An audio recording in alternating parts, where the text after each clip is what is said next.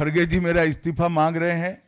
इनको आनंद होता है तो शायद मैं दे भी दूं, मगर इससे इनकी समस्या का अंत नहीं है। अभी 15 साल तक कम से कम उनको वही जगह पे बैठना है जहां वो बैठे हैं। खड़गे साहब, मेरे इस्तीफे से आपकी दाल नहीं गलने वाली है। इस संविधान के ऊपर की चर्चा में बाबा साहेब आंबेडकर विरोधी कांग्रेस है, इसका कोई जवाब नहीं बचा।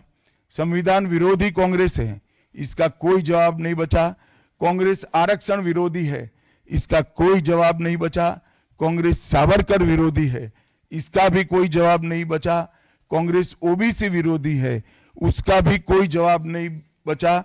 आपातकाल का पाप कांग्रेस के ही समय में हुआ, इसका भी कोई जवाब नहीं बचा। नारी सम्मान का विरोध भी कांग्रेस ने ही किया, वो प्रस्तापित हो गया। न्यायपालिका का अपमान ही कांग्रेस ने ही किया, वो भी प्रस्तापित हो गया। भारत की भूमि को भी संविधान को दरकिनार कर कर विदेश को सौंपने का पाप भी कांग्रेस ने ही किया, ये भी प्रस्तापित हो गया। तब फिर से एक बार चिर परिचित अपनी पुरानी नीति पर कांग्रेस आई है और उन्होंने मेरे बयान को तोड़ मरोड़ कर आधा ही दिखाकर जनता के सामने रखना और भ्रांति फैलाने का प्रयास किया है। कृपया मेरा पूरा बयान आप सभी लोग जनता तक पहुंचाइए, तो दूध का दूध और पानी का पानी हो जाएगा। मैं उस पार्टी से आता हूं, उस संस्कृति से आता हूं, जो स्वप्न में भी बाबा साहब के विचारों का या बाबा साहब के स्वयं का अपमान नहीं कर सकते।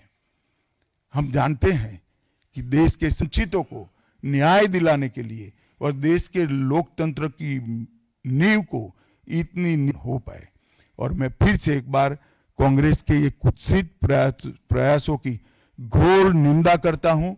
और जो संविधान पर दोनों सदनों में चर्चा हुई, कम से कम भारतीय जनता पार्टी की ओर से चर्चा का स्तर मेंटेन करने का पूरा प्रयास किया गया था, विषय पर बोलने का आग्रह किया गया था और तथ्य के साथ बोलने का आग्रह भी हमारे सारे वक्ताओं ने किया था। वो सारे प्रयास पर कांग्रेस ने पानी फिरा है और मैं मानता हूं कि देश की जनता इसके इस प्रयास को भी जानती है, उनकी मानसिकता को भी जानती है और उनकी कार्य संस्कृति को भी जानती है। धन्यवाद। 75 साल की देश की गौरव यात्रा, विकास यात्रा और उपलब्धियों की भी चर्चा होनी थी।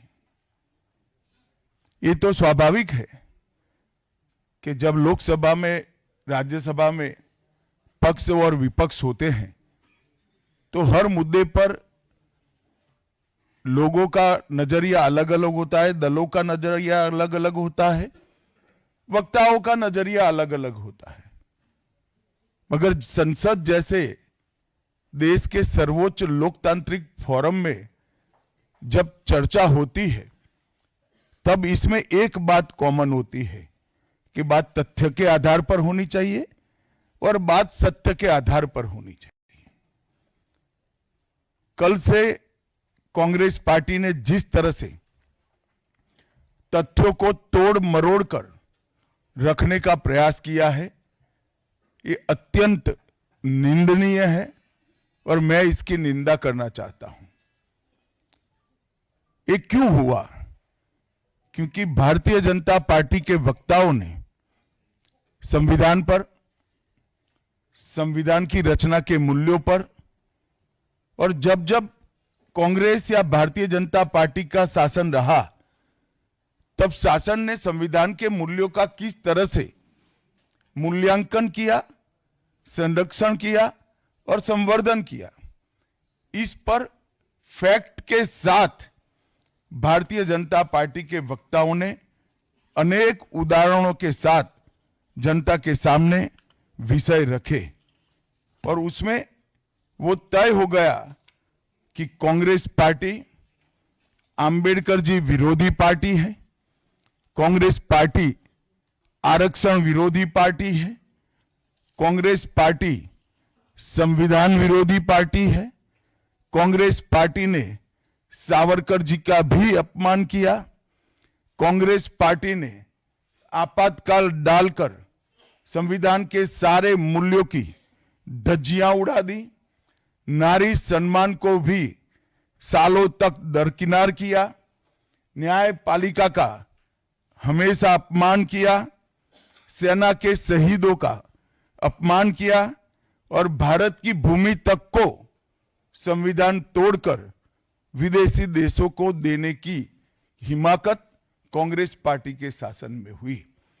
जब ये पूरा सत्य उजागर हो गया, तब कल से कांग्रेस पार्टी ने फिर एक बार अपनी पुरानी पद्धति को आजमाते हुए बातों को तोड़ मरोड़ कर और सत्य को असत्य के कपड़े पहनाकर समाज में भ्रांति फैलाने का एक कुत्सित प्रयास किया है। संसद में जब चर्चा हो रही थी, ये सिद्ध हो गया कि बाबा साहेब आंबेडकर का कांग्रेस ने किस तरह से पुरजोश विरोध किया था। बाबा साहब के न रहने के बाद भी किस प्रकार से कांग्रेस ने बाबा साहब को हास्य पर ढकेलने का प्रयास किया। जब संविधान सभा अपना काम कर चुकी, चुनाव हुआ 1951-52 में और 54 में, दोनों बार कांग्रेस ने बाबा साहब को हराने के लिए कोई कसर नहीं छोड़ी। यहां तक कि फ्रेंडली चुनाव होता है, स्पिरिट वाला चुनाव होता है, ऐसा चुनाव भी नहीं था। विशेष प्रयास किया गया और वो उनकी हार को सुनिश्चित किया गया। जहां तक भारत रत्न देने का सवाल है, कांग्रेस के नेताओं ने कई बार खुद ही अपने आप को भारत रत्न दिए हैं। 55 में नेहरू जी ने खुद को भारत रत्न दे दिया, 71 में इंदिरा जी ने खुद को भारत रत्न दे दिया और 1990 में बाबा साहब को भारत रत्न तब मिला जब कांग्रेस पार्टी सत्ता में नहीं रही और भारतीय जनता पार्टी के समर्थन वाली सरकार थी। 1990 तक कांग्रेस पार्टी बाबा साहब को भारत रत्न न मिले, इसका बड़े जतन से प्रयास करती रही।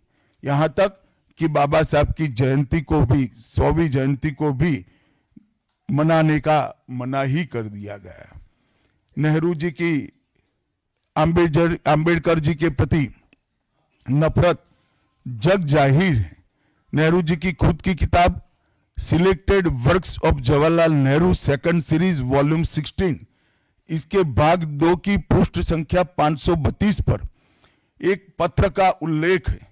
जब बीसी राव ने नेहरू जी को पत्र लिखकर कहा कि आंबेडकर जी मंत्रिमंडल से इस्तीफा देकर जाने का मन बना रहे हैं, तब नेहरू जी का एक जवाब था, आंबेडकर के जाने से मंत्रिमंडल में कोई फर्क नहीं पड़ने वाला है।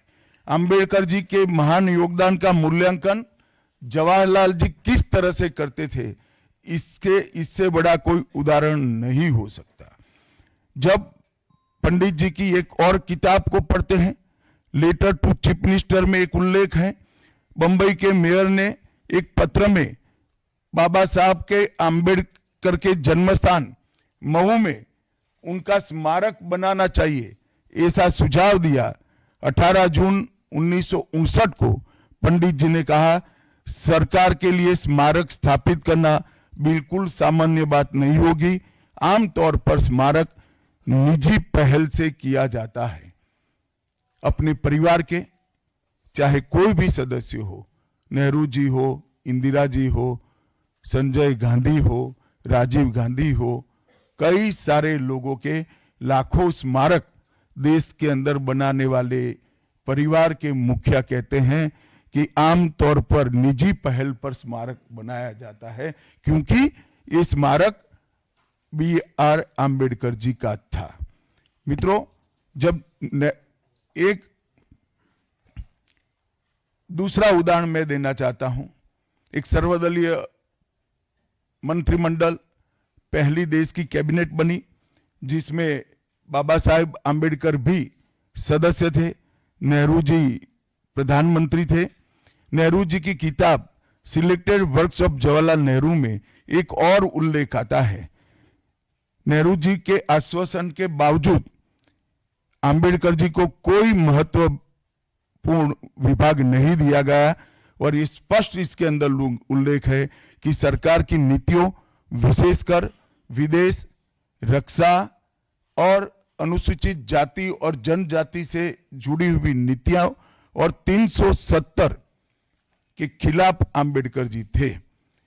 जब एक और कांग्रेस पार्टी है, बाबा साहेब आंबेडकर का कोई स्मारक जब तक कांग्रेस सत्ता में रही बड़ा नहीं बना। जहां जहां विपक्ष की सरकारें आती गई, स्मारक बनते गए। भारतीय जनता पार्टी की सरकारों ने और नरेंद्र मोदी जी की सरकार ने बाबा साहब के जीवन के संबंधित पंच तीर्थ का विकास किया। मध्य प्रदेश में महू, लंदन में वो स्थान जहां बाबा साहब पढ़ते थे, नागपुर में दीक्षा भूमि, दिल्ली में महापरिनिर्वाण स्थान और महाराष्ट्र के मुंबई में स्थित चैत्य भूमि का विकास करने का काम भारतीय जनता पार्टी की सरकारों ने किया। 19 नवंबर 2015 को नरेंद्र मोदी जी ने आंबेडकर जी के सम्मान में 26 नवंबर को संविधान दिन घोषित किया। डॉक्टर आंबेडकर इंटरनेशनल सेंटर की स्थापना भी की। 2018 में प्रधानमंत्री नरेंद्र मोदी जी ने महापरिनिर्वाण स्थल पर डॉक्टर आंबेडकर स्मारक का उद्घाटन किया, जो लगभग 2 एकड़ में फैला है। मित्रों, मैं आज जब आप सबके सामने उपस्थित हुआ हूं, तब राज्यसभा में मेरे बयान को तोड़ मरोड़ कर पेश किया गया। मेरा मीडिया के सभी मित्रों से आग्रह है, कांग्रेस ने सार्वजनिक जीवन में जो पद्धति की है कि बयानों को तोड़ मरोड़ कर पेश करना, हो हल्ला मचाना और भ्रांति खड़ी करना। पहले उन्होंने नरेंद्र मोदी जी के भी एडिटेड बयानों को सार्वजनिक किया। चुनाव जब चल रहा था, मेरे बयान को एआई का उपयोग कर एडिट किया गया और पूरे देश में इसको प्रसारित करने का घृणित काम किया गया। और आज आंबेडकर जी के लिए मेरी बात को तोड़ मरोड़ कर वो पेश कर रहे हैं। मैं स्पष्टता के साथ कहना चाहता हूं, मीडिया को विनती भी करना चाहता हूं कि मेरा पूरा बयान जनता के सामने रखिए। मैं वो पार्टी से आता हूं जो पार्टी कभी आंबेडकर जी का अपमान नहीं कर सकती।